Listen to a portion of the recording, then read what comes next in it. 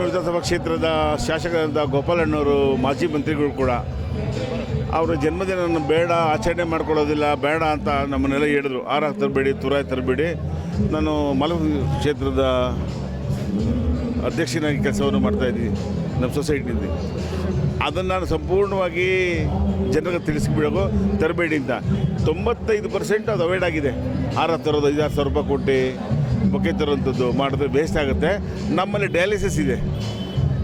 Dialysis ಇರೋದ್ರಿಂದ ಅವರೇ ಸಂಪೂರ್ಣ ನೋಡ್ಕೊಂಡಿರೋದ್ರಿಂದ ನನ್ನ ಜವಾಬ್ದಾರಿ ಕೊಟ್ಟಿರೋದ್ರಿಂದ ಅದಕ್ಕೆ ನಿಮ್ಮ ಕೈಲಾಗಿ ಸಹ ಡಯಾಲಿಸಿಸ್ ಕೊಟ್ಬಿಡಿ, ಆರಾಕ್ ತುರಾಯಿ ಕೊಡಬೇಡಿ, ಹಾಕಬೇಡಿ ಅಂತ ಹೇಳಿ ಮಾಡಿದ್ವಿ.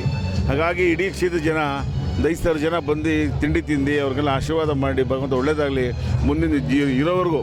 ಜನ ಕೇಳಿದ್ರೆ ನೀವು ಇರೋವರೆಗೂ ನೀವೇ MLA ಅಂತಾರೆ ಅಂತ ಮತದಾರರು ಹೇಳೋದು. ಕಾರ್ಯಕರ್ತರು ಮಕ್ಕಳು ಆಸೆ ಇದೆ, ಮತದಾರರು ಕೂಡ ಅದೇ ಮಾತನ್ನು ಹೇಳ್ತಾರೆ. ಅದಕ್ಕೆ ಜನ್ಮದಿನ ಶುಭಾಶಯ ಆಗಲಿ ಅಂತ ಎಲ್ರಿಗೂ ಹೇಳ್ತಿದ್ದಾರೆ.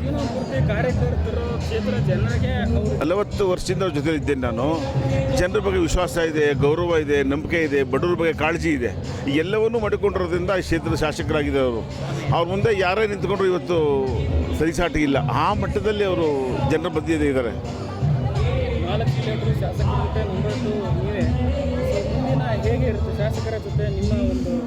ಇಲ್ಲಿವರೆಗೂ ಚೆನ್ನಾಗಿದ್ದೀವಿ, ಜೀವನ ಪರ್ಯಂತ ಚೆನ್ನಾಗಿರಬೇಕು ಅನ್ನೋ ಆಸೆ ಪಟ್ಟಿದ್ದೀವಿ. ಭಗವಂತನ ಇಚ್ಛೆ ಏನೈತೆ ಗೊತ್ತಿಲ್ಲ. ಖಂಡಿತವಾಗ್ಲೂ ದುಡಿತೀವಿ, ಕೆಲಸ ಮಾಡ್ತೀವಿ, ಸಾಮಾನ್ಯವಾಗಿ ಜನರಿಗೆ ವಿಶ್ವಾಸದಿಂದ ಇರ್ತೇವೆ ಅಂತೇಳಿ ಸಂದರ್ಭದಲ್ಲಿ ತಿಳಿಸ್ತಾ ಇದ್ದೀವಿ. ನನ್ನ ಹೆಸರು ಜಯರಾಮ್ ಅಂತ. ನಾನು ಮಹಾಲಕ್ಷ್ಮಿ ಎಜುಕೇಷನ್ ಟ್ರಸ್ಟ್ ಅಧ್ಯಕ್ಷನಾಗಿ ಬೆಂಗಳೂರು ಉತ್ತರ ಜಿಲ್ಲೆ ಉಪಾಧ್ಯಕ್ಷರಾಗಿ ಕೆಲಸವನ್ನು ಮಾಡ್ಕೊಂಡಿದ್ವಿ. 40 ವರ್ಷ ಕಾಲ ಜೊತೆ ಇದ್ದೀವಿ. ಅವರು 65 ವರ್ಷ ಇವತ್ತು ಜೀವನವನ್ನು ಸಾಗಿಸಿದ್ದಾರೆ. ಮುಂದಿನ ಬದುಕು ಚೆನ್ನಾಗಿರಲಿ. ಹಿಂದೆ ತಿರುಗಿ ನೋಡಿದಾಗ ನಾನು ಏನೇನು ಮಾಡಿದೆ ನನ್ನ ಬದುಕು ಒಂದ್ಸರಿ ನೆನಪಾಗುತ್ತೆ. ಬರ್ತಿರೋ ದಿನ ನಾನು ಏನು ಮಾಡಿದೆ ಇಷ್ಟು ವರ್ಷ ನೆನಪಾಗುತ್ತೆ. ಮುಂದೆ ಏನು ಮಾಡಬೇಕು ಅನ್ನೋದು ನಾವು ಗಮನದಲ್ಲಿ ಹರಿಸಿ.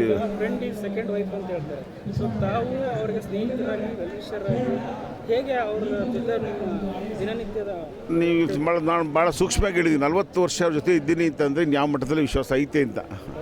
ನಮಸ್ಕಾರ. ಮಹಾಲಕ್ಷ್ಮಿ ವಿಧಾನಸಭಾ ಕ್ಷೇತ್ರದ ಅಭಿವೃದ್ಧಿ ಅಧಿಕಾರರು ಎಲ್ಲರ ಪ್ರೀತಿಯ ಪಾತ್ರರಾಗಿರತಕ್ಕಂಥ ಶಿಕ್ಷಣ ಮಿತ್ರ, ಆರೋಗ್ಯ ಮಿತ್ರ, ಪರಿಸರ ಮಿತ್ರ ಅಂತಲೇ ಹೆಸರು ಮಾಡ್ಕೊಂಡಿರತಕ್ಕಂಥ ಕರ್ನಾಟಕದ ರಾಜಕಾರಣ ಧುರಣಿ ನಮ್ಮ ಗೋಪಾಲಣ್ಣರು ಇವತ್ತು ಜನ್ಮದಿನ. ಈ ಜನ್ಮದಿನದಂದು ಅವರಿಗೆ ಮೊದಲನೇದಾಗಿ ನಮ್ಮ ಕುಟುಂಬದ ಪರವಾಗಿ, ಕ್ಷೇತ್ರದ ಜನತೆಯ ಪರವಾಗಿ, ನಾಡಿನ ಜನತೆಯ ಪರವಾಗಿ ತುಂಬು ಹೃದಯದ ಜನ್ಮದಿನದ ಶುಭಾಶಯಗಳನ್ನು ಹೇಳ್ತಾ ಅವರಿಗೆ ಆಯಸ್ಸು, ಅಧಿಕಾರ, ಯಶಸ್ಸು ಮತ್ತು ಇನ್ನೂ ಅತ್ಯುತ್ತಮವಾದಂಥ ಜನಸೇವೆ ಮಾಡುವಂತಹ ಭಾಗ್ಯ ಆ ಭಗವಂತ ಕರುಣಿಸಲಿ ಅಂತ ಈ ಮೂಲಕ ಕೇಳ್ಕೊಳ್ತಾ, ಈ ದಿನ ಮಹಾಲಕ್ಷ್ಮಿ ವಿಧಾನಸಭಾ ಕ್ಷೇತ್ರದಲ್ಲಿ ಅವರು ಜನ್ಮದಿನ ಆಚರಣೆ ಮಾಡ್ಕೊಳ್ಳಲ್ಲ ನಾನು ಅಂತ ಹೇಳಿದ್ರು. ಆದರೂ ನಾವೆಲ್ಲ ಅಭಿಮಾನಿಗಳು, ಅವ್ರ ಜೊತೆಯಲ್ಲಿರೋಂಥವರು ಎಲ್ಲರೂ ಬಂದು ನಾವು ಅವ್ರಿಗೆ ಶುಭಾಶಯ ಹೇಳ್ತಾ ಇದ್ದೀವಿ. ಅವ್ರಿಗೆ ಮುಂದಿನ ದಿನಗಳಲ್ಲಿ ಎಲ್ಲ ರೀತಿಯಲ್ಲೂ ಭಗವಂತ ಈ ಮುಕ್ಕೋಟಿ ದೇವರುಗಳು ಏನು ಹೇಳ್ತೀವಿ, ಮುಕ್ಕೋಟಿ ದೇವರುಗಳ ಆಶೀರ್ವಾದ ಸದಾ ಇರಲಿ ಅಂತ ಈ ಮೂಲಕ ಕೇಳ್ಕೊಳ್ತೀವಿ. ನಮ್ಮ ನೆಚ್ಚಿನ ಶಾಸಕರು 4 ಬಾರಿ ಶಾಸಕರಾಗಿ, 2 ಬಾರಿ ಮಂತ್ರಿಗಳಾಗಿ ಮಹಾಲಕ್ಷ್ಮಿ ವಿಧಾನಸಭಾ ಕ್ಷೇತ್ರವನ್ನು ರಾಜ್ಯದಲ್ಲಿ ಮಾದರಿ ಕ್ಷೇತ್ರವನ್ನಾಗಿ ಮಾಡಿರುವಂತಹ ನಮ್ಮ ನೆಚ್ಚಿನ ಶಾಸಕರಾದ ಗೋಪಾಲಣ್ಣನವರ 65ನೇ ವರ್ಷದ ಹುಟ್ಟುಹಬ್ಬವನ್ನು ನಾವೆಲ್ಲ ಅವರ ಅಭಿಮಾನಿಗಳು, ಕಾರ್ಯಕರ್ತರು, ಅವರ ಒಡನಾಡಿಗಳು ಎಲ್ಲ ಸೇರಿ ಒಂದು ಹುಟ್ಟುಹಬ್ಬವನ್ನು ಆಚರಣೆ ಮಾಡ್ತಾ ಇದ್ದೇವೆ. ಕಳೆದ 3 ದಶಕಗಳಿಂದ ಬೆಂಗಳೂರಿನಲ್ಲಿ ಹುಟ್ಟಿ ಕಾಮಾಕ್ಷಿಪಾಳ್ಯವನ್ನು 96ರಲ್ಲಿ ಮಹಾನಗರ ಪಾಲಿಕೆ ಸದಸ್ಯರಾಗಿ, ತದನಂತರ 2008ರಲ್ಲಿ ಸ್ಪರ್ಧಿಸಿ 2013ರಲ್ಲಿ ಮೊದಲ ಬಾರಿಗೆ ಶಾಸಕರಾಗಿ, ತದನಂತರ ಸೋಲಿಲ್ಲದ ಸರದಾರನಾಗಿ, ರಾಜ್ಯದ ಮನೆ ಮಾತಾಗಿ, ಮಹಾಲಕ್ಷ್ಮಿ ಲೇಔಟ್ನ ಬೆಳಕಾಗಿ ನಿರಂತರವಾಗಿ ಜನರಿಗೋಸ್ಕರ ದುಡಿದಿರುವಂತಹ ಗೋಪಾಲಣ್ಣವರು ಹಾಗೂ ಶ್ರೀಮತಿ ಹೇಮಲತಾ ಗೋಪಾಲಣ್ಣವರ ಒಂದು ಸಹಯೋಗದಲ್ಲಿ ಒಂದು ಕಾರ್ಯಕ್ರಮಗಳು ಯಶಸ್ವಿಯಾಗಿ ನಡೀತಾ ಇದೆ. ಅವರ ಅವಧಿಯಲ್ಲಿ ಹಲವಾರು ಕಾಮಗಾರಿಗಳು ನಡೀತಾ ಇದೆ.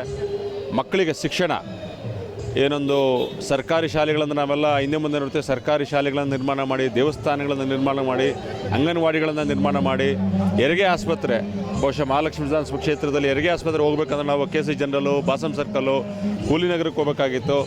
ಆದರೆ ನಮ್ಮ ಹೇಮಕ್ಕವರವರ ನೇತೃತ್ವದಲ್ಲಿ ಒಂದು ಹೆರಿಗೆ ಆಸ್ಪತ್ರೆ ಮಾಡಿ ಸದಾ ಜನರ ಜೊತೆ ವಿಶ್ವಾಸದಿಂದ ಇಟ್ಕೊಂಡು ಇವತ್ತು ನಾವು ಯಾರಾದರೂ ಇಲ್ಲಿ ಇಷ್ಟು ಜನ ಸಾವಿರಾರು ಜನ ಬಂದಿದ್ದಾರೆ ಅಂತ ಹೇಳಿದ್ರೆ ಅದಕ್ಕೆ ಅವರು ಜನರ ಜೊತೆ ಸ್ಪಂದಿಸಿರೋದು, ಅವರ ನಡವಳಿಕೆ, ಅವರು ನಡ್ಕೊಂಡಿರುವಂಥ ರೀತಿ, ಅವರ ಭಾವನೆಗಳು, ಒಂದು ವಿಶ್ವಾಸ ಎಲ್ಲ ಕಾರಣ. ಅವರಿಗೆ ದೇವರು ಆಯುಸ್ಸು ಆರೋಗ್ಯವನ್ನು ಕೊಟ್ಟು ಮುಂದಿನ ದಿನಗಳಲ್ಲಿ ಏನೊಂದು ಮಂತ್ರಿಗಳಾಗಿ ಸೇವೆ ಸಲ್ಲಿಸಿದ್ದಾರೆ, ಅದಕ್ಕಿಂತ ಉನ್ನತವಾದ ಸ್ಥಾನವನ್ನು ಈ ಜನ ನೀಡಲಿ, ಪಕ್ಷ ನೀಡಲಿ. ಅವರ ಆಶೀರ್ವಾದದೊಂದಿಗೆ ನಾವೆಲ್ಲ ಮುಂದೆ ನಡೆಯೋಣ ಅಂತ ಈ ಸಂದರ್ಭದಲ್ಲಿ ಕೇಳಿಕೊಂಡು ಅವರಿಗೆ ಒಳ್ಳೆಯದಾಗಲಿ ಅಂತ ಕೇಳ್ಕೊತೀವಿ ಸರ್.